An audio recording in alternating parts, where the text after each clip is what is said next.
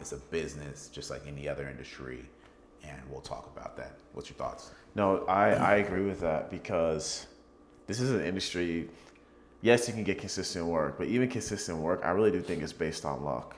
Luck is when preparation meets opportunity. We all know that. But it's also, they said this many times, it's about being at the right place at the right time. And, people are wondering, why is this actor being picked over me, yada, yada, yada. It's one of those things where it's not even being where you're more talented or that person's more talented. It's just, they're just that person that they're looking for. Right. You know what I mean? And what Robert De Niro said to me, I watched this Instagram video. He's regarded as one of the greatest actors of all time, like 2-time Oscar winner, maybe 3 times. But he said that every actor needs to go to an audition knowing that they're not going to get the role. Right. And everyone in the crowd's like, wait, what? Like, he said, it's just reality. You're probably not going to get the role. He says it has nothing to do with your talent. It's just how the industry is. There could be someone who's taller than you. It could be, he says nowadays, it could be about diversity. Like they need a certain number of this ethnic race in the movie, and you don't fit that qualification. You know what I mean? It could be many different things of why you don't get casted. So he says that you need to go into an audition, or any audition that you do, knowing that you're not going to get casted.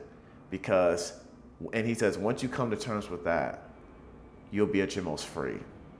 You'll be at your most free to perform any way you want. You won't be in your head. You won't be so micromanaging on yourself. Because I hear about actors who are so micromanaging that they'll film a great audition and they realize they're wearing the wrong color shirt.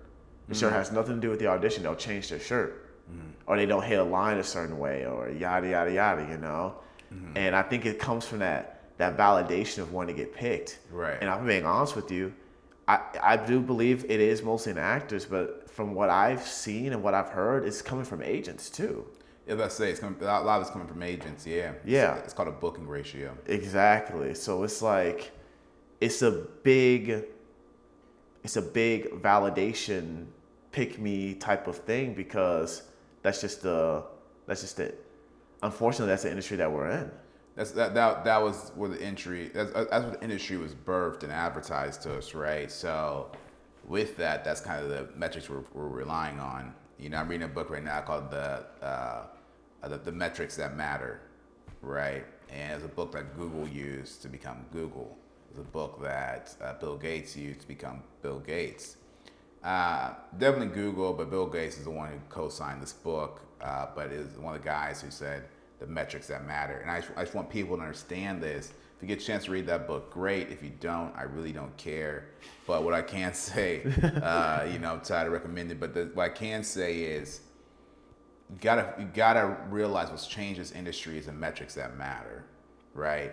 The metrics that may have mattered in the 90s was you were trying to get hired. And you may have been trying to get in line and treating this like a beauty pageant or something of that nature. And you're hoping to be selected so you can walk down your little runway with your tiara and your dress, and you can prance in front of your family and say, I made it. That's just not the industry we're in today. No. No one gives a shit about your tiara, your dress, you waving to your family, you being selected. No one cares, because they're gonna select someone else tomorrow, right? We're in an industry of, this is a business. You want to get things hopping, you want to get things off the ground, you get them off the ground, right? We're not in the business of, hey, I made a good tech idea. We're in the business of, hey, I'm Mark Zuckerberg. Hey, I'm Elon Musk. I'm the one who got this thing buzzing. That's what they're in the business of. That's why you don't see anything happening to Tom Cruise, right? You don't see anything happening to Tyler Perry. You don't see anything happening to these guys because they're able to operate a business based off of the main thing of managing people. Right. They're able to get things done. And the problem with today is some people are waiting to be selected, and so they're going to post they're going to post social media posts without any business plan, right? If it's not getting you more jobs, or it's not actually something that people can consume or purchase, if it's not leading to any form of purchase, it's pointless, right? They call it conversion. It's everything you should be putting on social media should be a lead. They call those leads. This is a lead. There's going to be a funnel here. You're going to see a subscribe button. You're going to see a like button. You're going to see a share button. Most importantly, you're going to see our websites. You're going to see our IMDb. Why is that listed there? Because it's the contact information you need to hire us, or that's contact information you need to collaborate with us, or that's the contact information you need to come to join us in production, finance, or get points of our future projects. Speaking of that, check out the bio.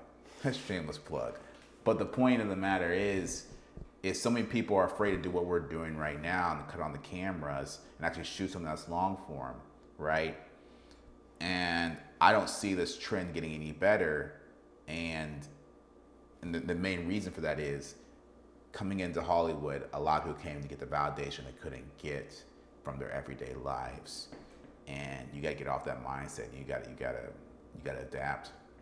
You gotta adapt. Your thoughts? I agree.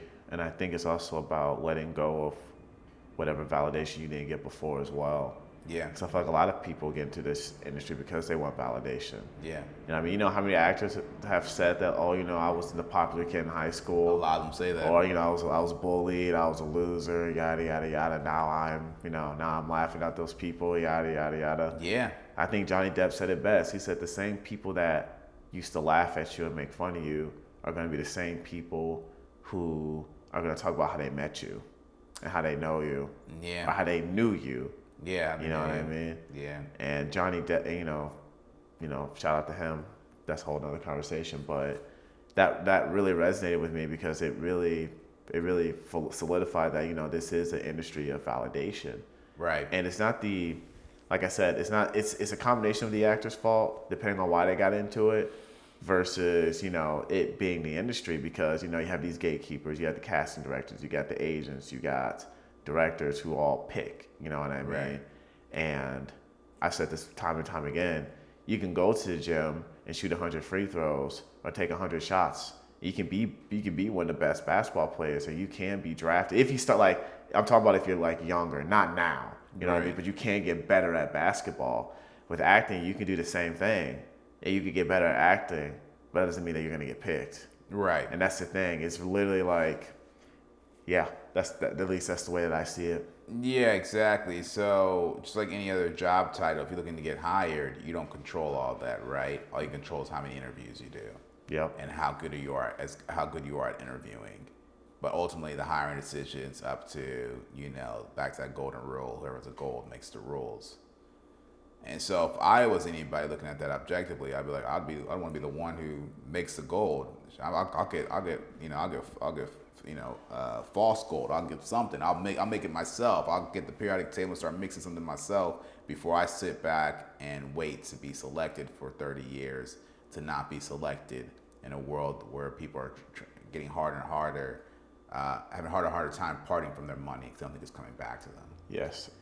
And we're also in the world where we talked about the movie stars dying, and that's killing people too, man.